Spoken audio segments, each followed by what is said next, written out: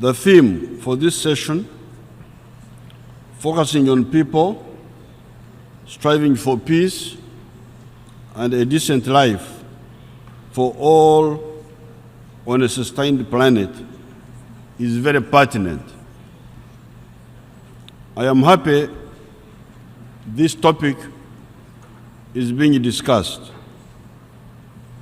I have always wondered why the elites in the different countries of the world do not see this. Who would lose if all the people on the globe led a decent life of having 2,000 to 2,500 calories per day for an adult person? Who would lose if all the people each day were getting enough calories to support their bodies? Who would lose if all the immunizable diseases that afflict people were immunized against?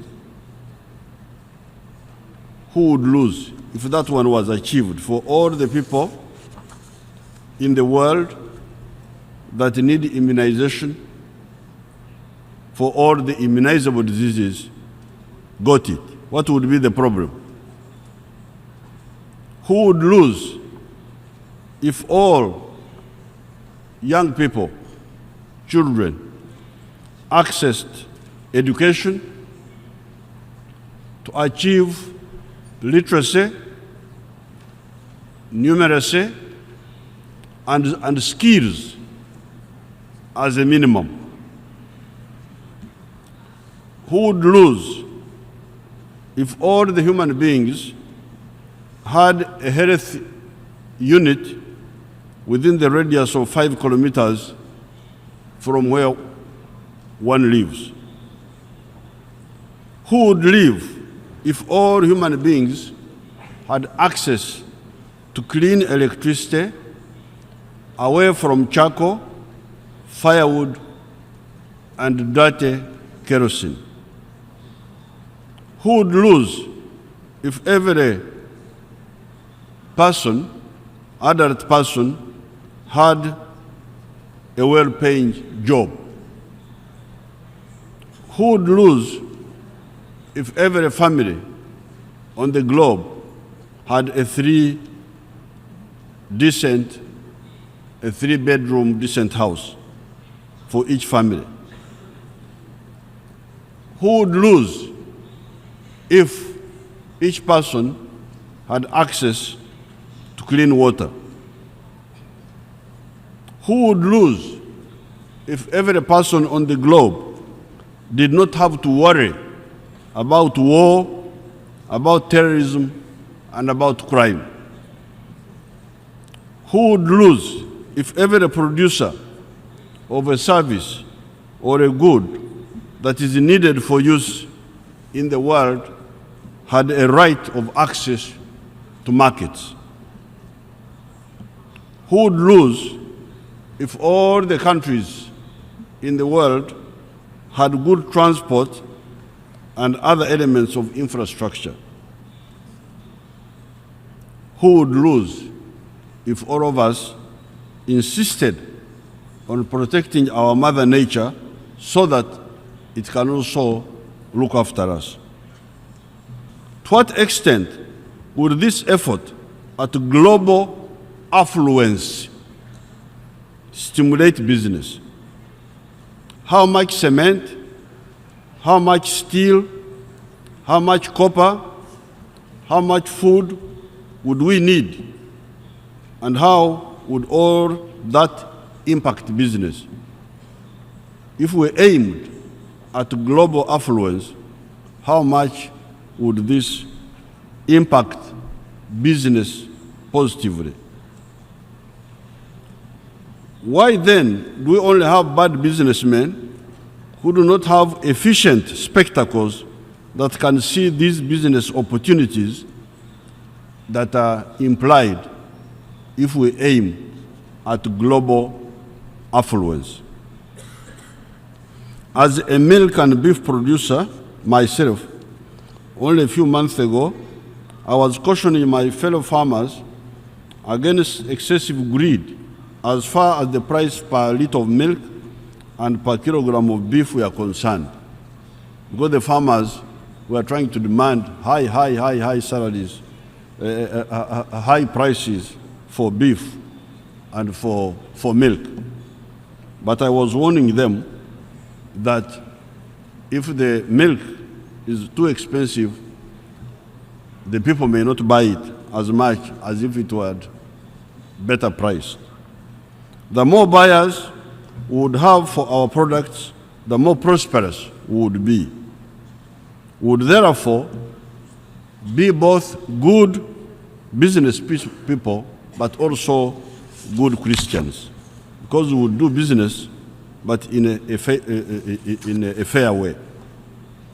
Therefore, in my opinion, parasitism is the only obstacle to global affluence, prosperity, and peace.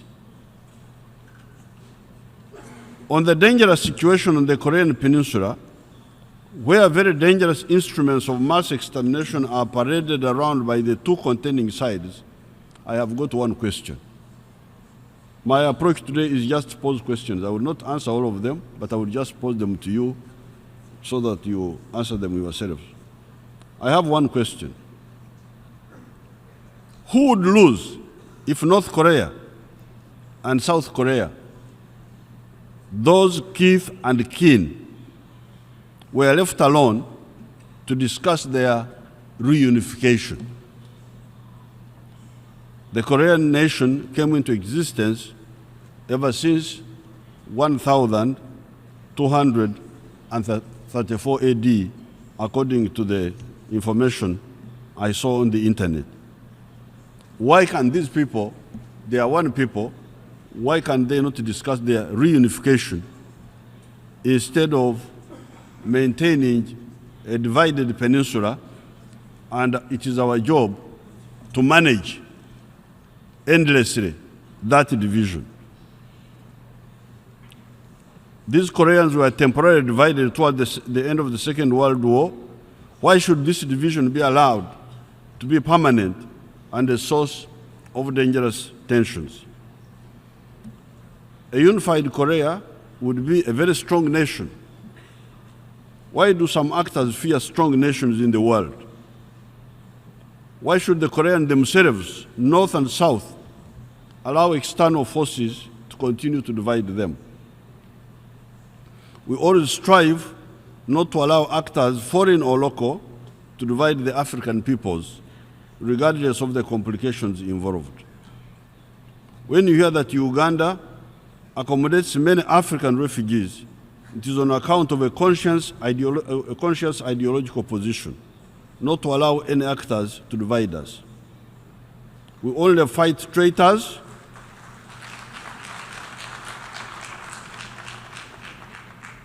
We only fight traitors. Who has been hurt by a unified Vietnam since 1975, although the method of their unification was not the best one? Who has been hurt by the reunification of Germany since 1990? Finally, on the small issue of enforcing sanctions against North Korea, Uganda is in compliance. That's not a big problem. We do not have to trade with North Korea. We are, however, grateful that in the past, the North Koreans helped us to build our tank forces. I thank you and I wish you good luck.